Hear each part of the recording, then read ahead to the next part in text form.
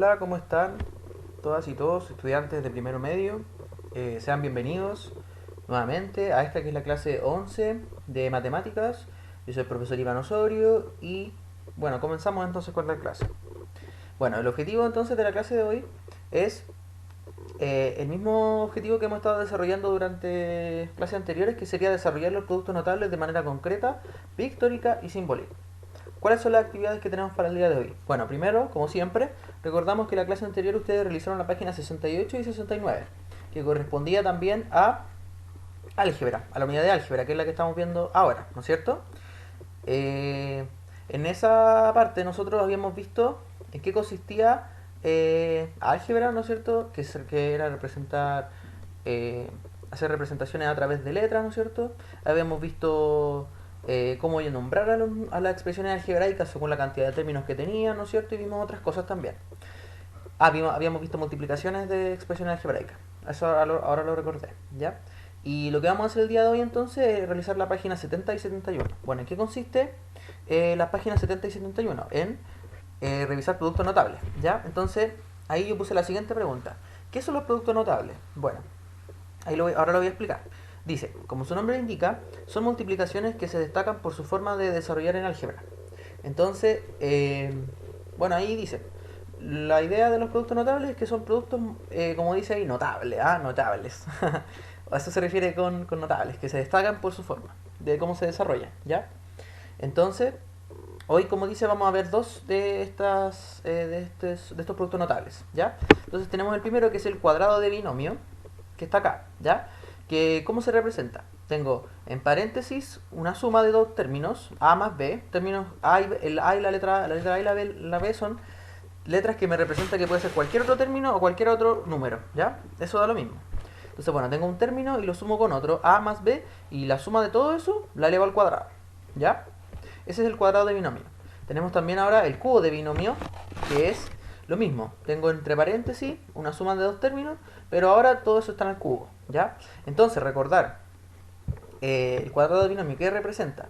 Que estoy multiplicando esto por sí mismo, o sea, A más B por A más B, ¿cuántas veces? Dos veces.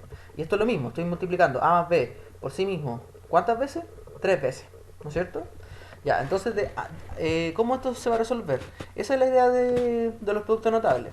Que esto yo lo tengo que resolver. O sea, ¿qué tengo que hacer? Tengo que... No puedo yo llegar y sumar. ¿Por qué? Porque yo no sé cuánto vale A y cuánto vale B. Entonces, para resolverlo esto tengo que resolver la multiplicación. ¿Cuál es la multiplicación? A más B por A más B, ¿no es cierto? Entonces, esos son los desarrollos que son importantes de ver, ¿ya? Pero antes, como dice ahí, vamos a ver el triángulo de Pascal. ¿Qué es el triángulo de Pascal? Bueno, como dice ahí, se construye partiendo de tres unos colocados en forma triangular. Luego en la columna siguiente sumo los dos valores iniciales, que serían el 1 con el 1, que va a ser 2, y conservo los otros dos 1 de las esquinas y repito. ¿Ya? Entonces voy a explicar ahora en qué consiste el triángulo de Pascal y cómo esto se relaciona con lo que estamos viendo nosotros ahora. ¿Ya? Entonces, primero, la construcción del triángulo de Pascal. Primero coloco tres unos, como aparece acá, ahí, tres unos, ¿ya? En forma triangular. Luego en la columna siguiente, que está acá abajo, perdón, en la fila, porque columna es en lo vertical, fila. En la fila siguiente tendría que colocar primero, acá al medio, voy a colocar, como dice acá, la suma de los valores iniciales, que serían 1 más 1, eso es 2. Entonces lo coloco justo acá al medio. Y acá a los extremos voy a colocar dos unos. Y repito la instrucción. Entonces, vamos al siguiente fila. Tendríamos, primero tengo 1 más 2, lo sumo, eso me da 3. Lo mismo acá, 2 más 1, 3. Y dejo dos unos en la esquina. Sigo. 3 más 1, 4. 3 más 3, 6. 3 más 1, 4. Y dejo los unos en la esquina. Continúo. Voy a hacerlo una última vez. Sería 4 más 1, 5. 4 más 6, 10. 6 más 4, 10. 4 más 1, 5. El 1 se mantiene y el 1 se mantiene. Entonces de esa forma y así sucesivamente se va realizando el triángulo de Pascal, ¿ya? Entonces, ahora nosotros vamos a relacionar este triángulo de Pascal con la potencia de una suma. En este caso nosotros vamos a ver que estas potencias de la suma, que están acá, a más b elevado a 0, elevado a 1, a 2, a 3, a 4, a 5, corresponde, en este caso, al cuadrado de binomio, ¿no es cierto? Esto al cubo de binomio, y así. cada uno va a corresponder a un binomio elevado a una potencia. Y ojo que si se dan cuenta, cada parte del triángulo va representando cada una de las potencias. La primera fila del triángulo representa la potencia 0, la segunda fila representa la potencia 1 y así, ¿ya? Entonces vamos a ver cómo es que a partir de este triángulo podemos hacer esta representación. Ya, en el caso del 1 es muy fácil. Como yo sé que a cualquier número más cualquier número elevado a 0, eso es, o sea, cualquier número elevado a 0 va a ser 1. Independiente si es una suma, pero yo sé que A más B me va a dar otro número. Entonces esto sí o sí va a ser 1, ¿ya? Entonces esto representa 1, tal cual. La segunda, esos dos unos, ¿qué representan? Representan que el A, el primer término, se multiplica por un 1 y el B también igual, se multiplica por un 1. Ahí está. El A y el B se multiplican por 1. Luego, disculpen ese sonido, eso fue mi gata, que se pone a correr de repente. Ya. Continuamos entonces. En el caso del cuadrado binomio, me doy cuenta que acá tengo 1, 2, 1. ¿Qué representan esos números? Representan a lo mismo que lo anterior, pero representan a los coeficientes numéricos, ¿no es cierto? Pero además tengo que darme cuenta de lo siguiente, de que en este caso ahora ya no tengo a elevado a 1, sino que tengo a elevado a 2.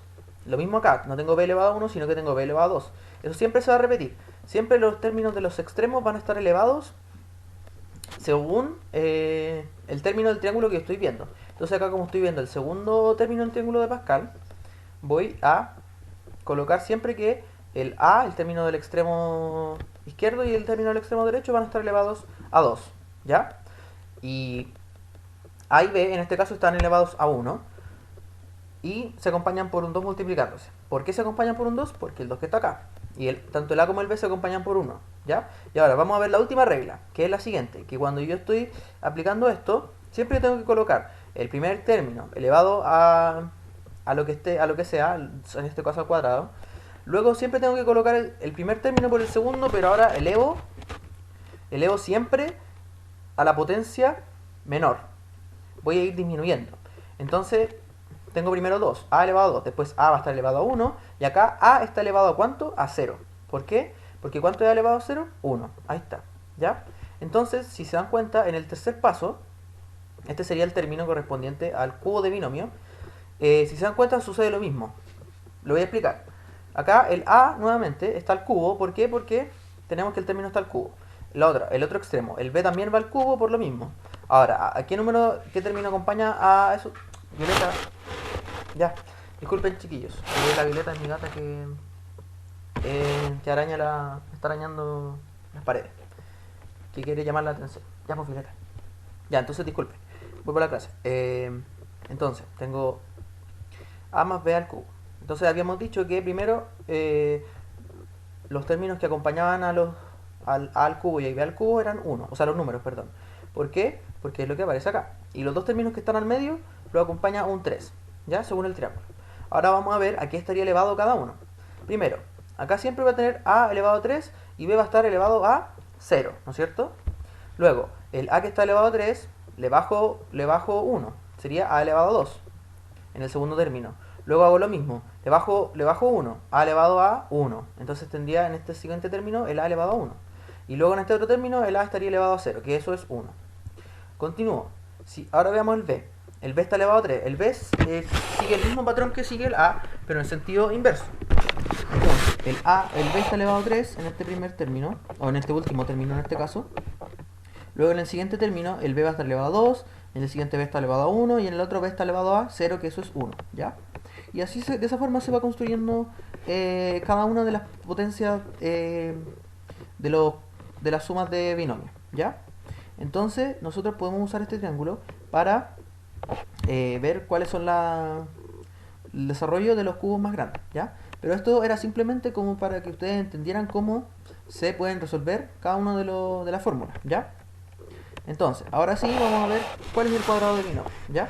Entonces, para ver el cuadrado de binomio, bueno, en la página que yo les mencioné, como lo voy a bajar un poco, o sea, tirar hacia atrás un poco, en la 70 y 71, tienen que hacer ustedes eso, tienen que resolver cuadrados y cubos de binomio, ¿ya? Entonces, para comenzar voy a explicar qué es el cuadrado de binomio. Entonces, para esto planteo la siguiente pregunta.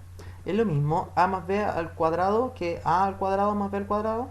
Entonces la respuesta es no. ¿Por qué? Lo primero significa ¿qué cosa? Significaría la potencia de cuadrada de la suma de A con B.